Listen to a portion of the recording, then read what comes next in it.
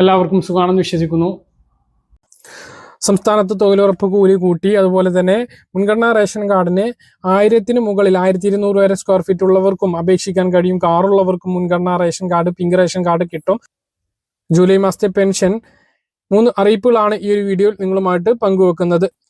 ആദ്യത്തെ കാര്യം, സംസ്ഥാനത്ത് ജൂൺ മാസത്തെ പെൻഷൻ വിതരണം പൂർത്തിയായി. ജൂലൈ മാസത്തെ പെൻഷൻ ഈ മാസം 23-ാം തീയതി മുതൽ ഉണ്ടാകും.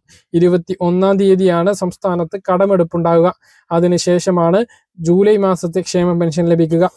2000 രൂപ തന്നെയാണ് പെൻഷൻ ലഭിക്കുക. 3000 ലഭിക്കും എന്ന തരത്തിലുള്ള പ്രചരണം, അല്ലെങ്കിൽ പെട്ടെന്ന് കൂട്ടും എന്ന തരത്തിലുള്ള പ്രചരണം ശരിയല്ല.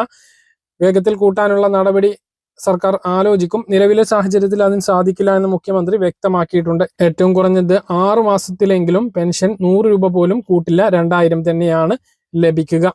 മഹാത്മാഗാന്ധി ദേശീയ തൊഴിലുറപ്പ് പദ്ധതി മാറ്റി BBG റാംജി പദ്ധതി രാജ്യത്ത് ഉദ്ഘാടനം ചെയ്യപ്പെട്ടു. സ്വകാര്യ ഭൂമിയിൽ ഇനി തൊഴിൽ ഇല്ല എന്ന പ്രധാനപ്പെട്ട മാറ്റത്തോടെ നിരവധി മാറ്റങ്ങളാണ് പദ്ധതിയിൽ പ്രഖ്യാപിച്ചിട്ടുള്ളത്.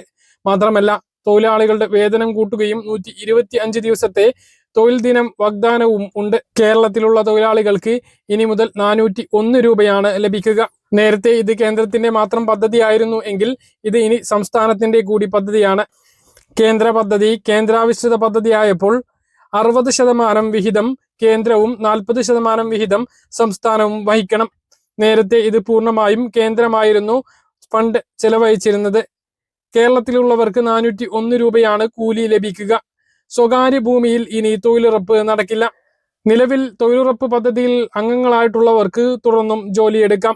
തദ്ദേശ സ്ഥാപനങ്ങളിലൂടെ പുതിയ BBG റാംജി പദ്ധതിയുടെ കാർഡ് ലഭിക്കും.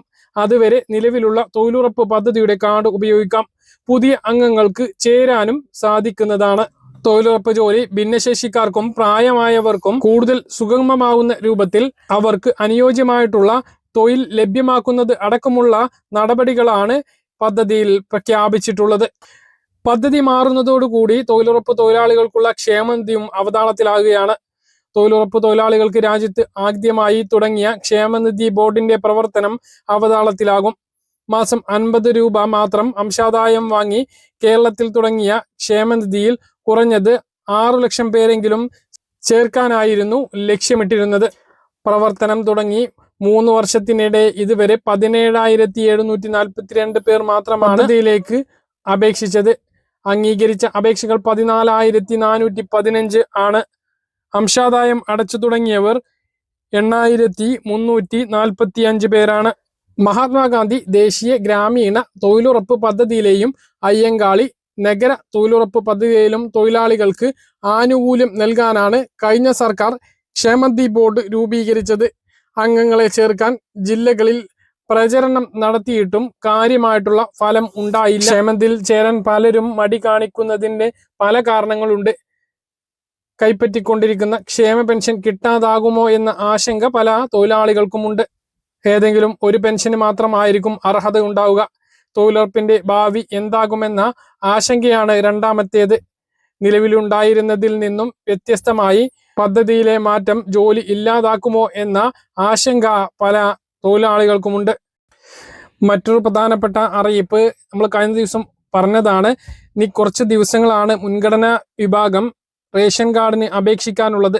ഒഴിവാക്കൽ മാനദണ്ഡങ്ങളിൽ ഉൾപ്പെടാത്ത നീല, വെള്ള റേഷൻ കാർഡുള്ളവർക്ക് മുൻഗണനാ റേഷൻ കാർഡായ പിങ്ക് റേഷൻ കാർഡ് കിട്ടുന്നതിന് വേണ്ടിയിട്ടുള്ള അപേക്ഷ 17-ാം തീയതി വരെയാണ്.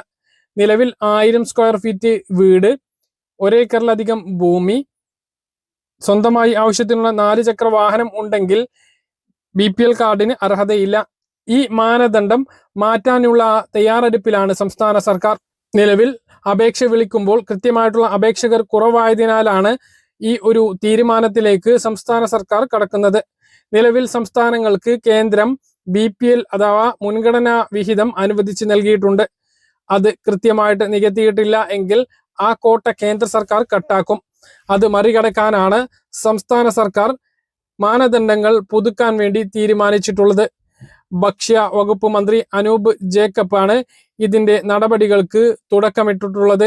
നിലവിലെ സാമൂഹിക സാഹചര്യങ്ങൾ കണക്കിലെടുത്ത് 1200 സ്ക്വയർ ഫീറ്റ് വരെ വിസ്തീർണമുള്ള വീട്, 800cc വരെയുള്ള കാറ് അല്ലെങ്കിൽ സ്വന്തമായി ആവശ്യത്തിനുള്ള 4 ചക്ര വാഹനം, കൃഷിയോഗ്യമല്ലാത്ത 1 ഏക്കറിലധികം ഭൂമി ഉള്ളവരെയും മുൻഗണനാ പട്ടികയിൽ ഉൾപ്പെടുത്താനാണ് പുതിയ തീരുമാനം.